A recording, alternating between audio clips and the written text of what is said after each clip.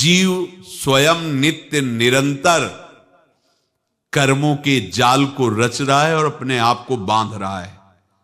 आपको मुक्त होना है, बंधना नहीं है। जीव का जन्म कर्मों के अनुबंध से होता है, कर्मों के बंधन से होता है, और उसको अपना ऋण चुकाना होता है। कर्मानुबंध ये बहुत सूक्ष्म विषय है। जैसे आप जिस परिवार में जन्म लिए हैं तो उस परिवार के लोगों से आपका ऋण है, इसलिए उसी परिवार में आप आए हैं। और ऋणानुबंध उसको बिना चुकाए या बिना वसूल किए आप वहां से जाएंगे नहीं। आपको लेना है तो वसूल करना है और देना है तो चुकाना है। ये पूर्व के जन्मों से निश्चित किया गया है। जैसे किसी के यहां पुत्र हुआ, जन्म से ही पैसा खर्चा शुरू हुआ, जो बड़ा हुआ तो उद्दंडता के द्वारा मार पूरे परिवार को क्लेश पर क्लेश देता चला जा रहा है। ये तुम्हारे कर्म का फल है। या ऐसे शक्तिहीन बुद्धिहीन ऐसे पागल पूरे जीवन सेवा करो, तुमसे अपना हिसाब चुकाने के लिए वो आया है। अब परिवार के जो सदस्य जुड़े आके, मतलब पत्नी आते ही पूरी हृदय में आनंद, परिवार में आनंद, और जीवन भर वो आनंद ही सुख देने के लिए उसका जन्म हुआ। वो अपना ऋणानुबंध मुक्त, और आते ही भयंकर क्लेश खड़ा कर दिया, बीच में दीवाल और झगड़ा वैसा, फिर अतरे दिन मारपीट शुरू, कलह अशांति, पूरा जीवन नरक हिसाब करने आए। यहां ऋण चुकाए बिना कोई जा नहीं सकता, ऋण चुकाना पड़ेगा। किसी का ऋण वसूल करना है तो किसी को ऋण चुकाना है, दोनों काम करने होते हैं। अनेक जन्मों में अनेक लोगों के साथ हमने जो बर्ताव किए हैं, अच्छे या बुरे, वो होंगे। अब किसी आदमी को हम जानते नहीं, अचानक मिला, अचानक टक्कर लगा और मार पीट गाली गुप्ता सब कर दिया, चुपचाप सह लो। क्यों? ये आपका हिसाब है, पूर्व का हिसाब। हमारा उससे कोई द्वेष नहीं, कोई संकल्प नहीं। अचानक घटना घटी और हमसे द्वेष करने लगा, हमें पीटने लगा, हमें गालियां दे, ये हिसाब है, चुपचाप सह जाओ। अपने घर का भाई ही भारी दुश्मन बन गया और क्लेश, हिसाब है। एक प्रभुदत्त ब्रह्मचारी जी की वाणी में पढ़ा था, एक महात्मा जी भ्रमण करते थे तो उस समय असरफियां चलती थी, मोहरे असरफियां, तो उनको भेंट में देते लोग। तो या तो ठाकुर सेवा में लगे तत्काल, या संत सेवा में तत्काल लगे, उसका संग्रह करके डोलना ये ठीक नहीं है। बैरागी के लिए सिद्धांत में ये ठीक नहीं है। तो जब 2, 4, 6, 8 ऐसे मोहरे हुई तो उन्होंने विचार किया कि और भ्रमण करके जब काफी मोहरे हो जाएंगी तो प्रयागराज में जब कुंभ पड़ता है, एक बार पूरे सब अखाड़े के संतों को, अलग अलग संप्रदाय सब संतों को बुलाएंगे और सबको पुआएंगे। अब साधु है तो यही विचार करेगा, और क्या विचार करेगा। तो उन्होंने एक ऐसे डंडा बनवाया, बेंत, जो ऊपर से चूड़ीदार और भीतर पोला, और मोहरे उसमें डालते गए। और भ्रमण, जहां जहां श्रद्धालु भगत सबके यहां जाना और इच्छा रखना कि एक मोहर तो दे दे दक्षिणा में। कामना कोई भी हो वो बांधती ही है, ध्यान रखना। इसीलिए प्रभु जो चाहे वो करे, अपनी चाह नहीं रखनी चाहिए, अपनी चाह प्रभु की चाह में मिला देनी चाहिए। धीरे धीरे वो छड़ी भर गई। भ्रमण करने वाले महात्मा चूड़ी लगाई, इंतजार करते रहे। जब प्रयाग का कुंभ पड़ा तो चले। तो रास्ते में एक गांव में पूछा जाता है, जैसे कहीं रुको कि कोई श्रद्धालु ऐसा है जो संत सेवी है। तो कुछ लोगों ने बताया, हाँ एक परिवार है, बहुत संत सेवी है और आपको मिलाते हैं उनसे। हाँ ये महाराज घर में रुका, खूब अच्छा हलवा पूड़ी पवाया, और जो घर के मालिक थे चरण दबाए। चरण दबाते दबाते उनकी दृष्टि पड़ी उस डंडे पे, इतना मोटा और ऊपर से कुछ चूड़ी सी भी नजर आ रही, इस डंडे में तो कोई रहस्य है ही है।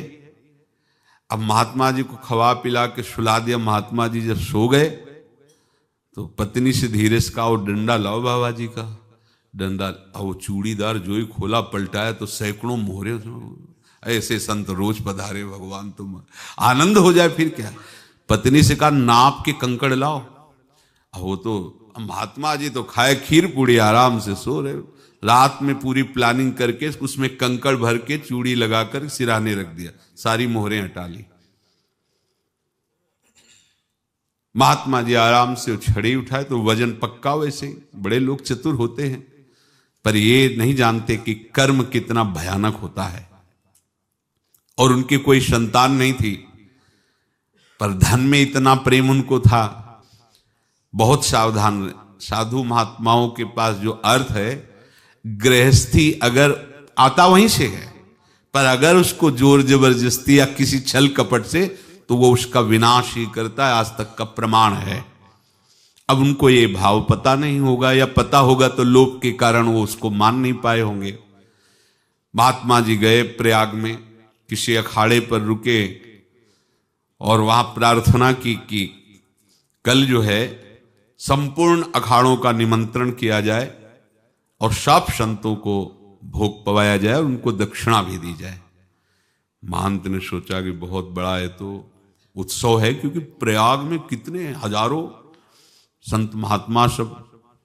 तो उनका महाराज बोरों इसमें चीनी और टीनों घी लगेगा, सब व्यवस्था। बोले आप मंगाइए, एक एक हिसाब हम करेंगे, हमारे पास सब व्यवस्था है।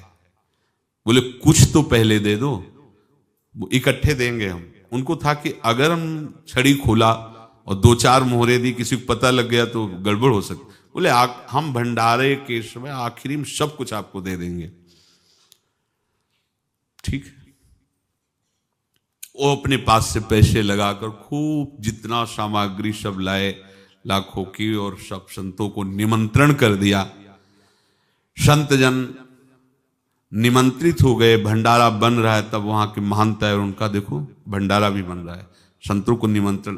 अब आप अर्थ की व्यवस्था कीजिए, क्योंकि इतनी बड़ी हमारी सामर्थ्य नहीं थी जितना हमने किसी तरह हमने व्यवस्था की। अब मुझे अर्थ चाहिए, तभी आगे की व्यवस्था बढ़ेगी। संतों को दक्षिणा देंगे और जिनसे अर्थ लिया उनको दे। देखो रसोई बन गई है सब। उनका छत में विश्वास नहीं तो ये अभी चूड़ी खोली। उनको तो था ना कि मोहरे हैं, कंकड़। तो अब जैसे कितना उनको सदमा लगा होगा। हजारों संतों का निमंत्रण, रसोई बन, मतलब संत हो के छल कपट। तो उनका महाराज आपने तो हमारा नाश कर दिया, जो महंत थे। अब बताओ रसोई बन गई, संत निमंत्रित हो गए और आप ये कंकड़ दिखा रहे हैं हमको। आपने तो हमें बर्बाद कर दिया, हमारी इतनी सामर्थ्य नहीं थी, आप पहले बता देते। संत होकर ऐसा छल कपट। अब वो बोले तो क्या बोले, क्योंकि उनको पता था कि मोहरे हैं इसमें। अंदर से उनका चिंतन गया उसी सेठ के पास, अच्छा ऐसा धोखा हमारे साथ किया, भोगोगे तुम। ये जो निकलता है ना भोगोगे, ये अकाट्य होता है। क्योंकि किसी का भी हृदय, मान लो किसी भी जीव जंतु को आप कष्ट दें और उसका हृदय आह भर जाए, तो वो आह वज्र की लेख है, तुम्हें भोगना पड़ेगा। वो देखो भीष्म जी को भोगना पड़ रहा है ना। सांप को ऐसे धनुष की नोक से उठाया और बंबूल के कांटों के ऊपर फेंक दिया, कई दिन तक छेदा हुआ, वो आह भर करके मरा। तो आपको 6 महीने बाणों की सैया पर आह किसी की ना लेना जिंदगी में। कोई ऐसा कोई आह भर करके कह दिया तुम समर्थ हो, हम तो कुछ कर नहीं सकते, और अंदर से दुखी, फिर तुम्हारी सामर्थ्य काम नहीं करेगी, मिट्टी में मिला देगी। फिर ये तो संत थे और भगवत आराधना के लिए, संत आराधना के लिए ही ऐसा किए हुए थे। अब इनका कैसे मुंह दिखाएं, अब क्या करें। सुबह संत जन आएंगे, सबके बीच में हमारी कि देखो इन्होंने, अब क्या करें। गए और संगम में जाके छलांग लगाई, अपने प्राण त्याग दिए। अब उनके तो पास मोहरे थी और व्यापार बढ़ा, और 9-10 महीने बाद ही लड़का हुआ। अब तो उनको कि संत फलीभूत हो गया। देखो व्यापार चल रहा, लड़का नहीं होता था, लड़का भी हो गया, बड़ा आनंद छा रहा है। जब से वो प्रकट हुए और धन की वृद्धि शुरू हो गई, पढ़ाई लिखाई में उनके खर्चा हुआ सब, बस बीमारी शुरू हो गई उनके शरीर में, अब उसमें पैसा जाना शुरू हुआ। इतने आसक्त वो दोनों हो गए कि कुछ भी हो, व्यापार ठप, संपत्ति बेचना शुरू। तो उन्होंने कहा कि बेटा मैं क्या कर सकता हूं तुम्हारे लिए? बोले हमारी अंतिम इच्छा है प्रयाग चलो, और जितने प्रयाग में संत महात्मा सबको एक बार भंडारा करवाओ, हमारी इच्छा अंतिम है, क्योंकि अंतिम यही इच्छा थी। तो बोले अब ज्यादा संपत्ति तो नहीं रह गई, तो बोले घर बेच दो, मेरे लिए ही तो है, बेच दो। मुझे लगता मैं बचूंगा नहीं, पर मेरी अंतिम इच्छा पूर्ण कर दो। घर बेच दिया, जेवर बेच दी, वहां गए। जब संत सेवा की तो बोले मुझे संगम तक ले चलो। संगम तक ले गए और बोले समझे तुम चुराए थे और हमने उसको छीना है, कुछ नहीं रह गया तेरे पास कुछ, अब केवल ममता और आसक्ति में जलकर मर और नरक प्राप्त कर। मैं वही महात्मा हूं जिसकी तूने मोहरे ली थी, शरीर छोड़ दिया। महात्मा को जन्म लेना पड़ा और इनको दुर्गति भोगनी पड़ी। ऋणानुबंध होश में, ऐसा नहीं कि आप जो कर रहे हैं कोई देख नहीं रहा, कोई हिसाब किताब नहीं, जो कर रहे हैं अवश्य में भोक्तव्यम, बहुत सावधान। अनेक जन्मों में अनेक लोगों से जो कुछ लिया दिया है, इस लेने देने को मिटा देने के बाद ही तुम मुक्त हो गए। इसीलिए एक उपाय है, लेना न देना, मगन रहना। क्या? मालिक को समर्पित हो जाओ, मालिक को अपना माना हुआ समर्पित कर दो, खत्म। अहम त्वाम स्वरूपापेभ्यो मोक्षयिष्यामि, सब खत्म, आगे पीछे लेना देना सब खत्म। एकादश स्कंद में भगवान श्री कृष्णचंद्र जी ने कहा जो मेरे चरणों का आश्रय लेकर भक्त मेरा भक्ति करता है, उसके पितृ ऋण, मातृ ऋण, देव ऋण, ऋषि ऋण, सब ऋणों से मैं मुक्त कर देता हूं। बस यही एक उपाय है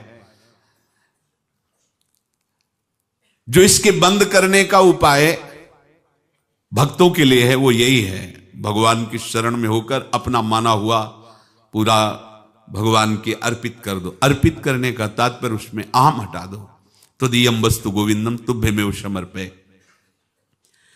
जिनसे तुमने सेवा करवाई है उनकी सेवा करनी पड़ेगी, जिनसे तुमने जो कुछ लिया है उनको देना पड़ेगा। ये लेने देने का व्यापार जब तक समाप्त नहीं होगा तब तक तुम्हारा जन्म मरण चलता रहेगा।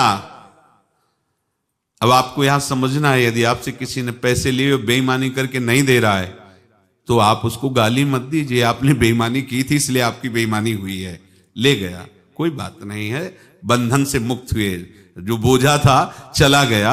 उसको ऐसा ना देखे कि ये बेईमान हमारे रुपए मार लिए, अब जो कुछ होगा देखेंगे। अगर आप आगे नया कुछ करते हैं तो फिर आगे का हिसाब आपको भोगना पड़ेगा, ध्यान रखना। ऐसा नहीं है कि आपको भोगना नहीं पड़ेगा। एक ही उपाय है कि अब जो शरीर धारण किए इसी में जो भोग ले, आगे ना होना चाहिए। तो क्या करे? सर्वतो भावेन भगवान की शरण ले ले। ये तो सर्वाणि कर्माणि मयि सन्न्यस्य मत्पराहा अनन्ये नैव योगेन माम ध्यायन्तु उपासते तेषामहं समुद्धर्ता मृत्यु संसार से। ये बड़ा कठिन है पार होना, कोई छोटी मोटी बात है। एक महात्मा बाल्यावस्था से भजन करते थे, शालिग्राम भगवान पास रखते थे और उन्हीं की आराधना करके बस पाठ, नाम, जप और भ्रमण करते थे।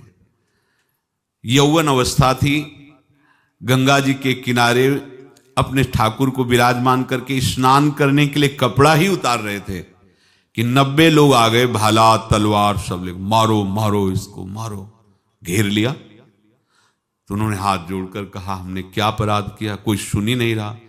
तो उन्होंने कहा मार तो डालोगे ही आप, 90 लोग, हम कोई अस्त्र शस्त्र तो लिए नहीं, एक बार हमें गंगा में डुबकी लगा देने दो और अपने ठाकुर को स्नान करा देने दो, फिर इसके बाद आप मार देना।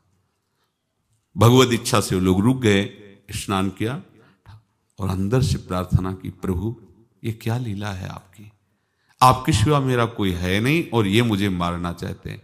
तो भगवान ने जानते हो क्या कहा उनके अंतर में, तुम मेरे में ध्यानस्थ हो करके शरीर को छोड़ो, ये लोग मारेंगे। ये मेरे भजन का फल है कि तुम्हें 90 जन्म नहीं लेना पड़ेगा।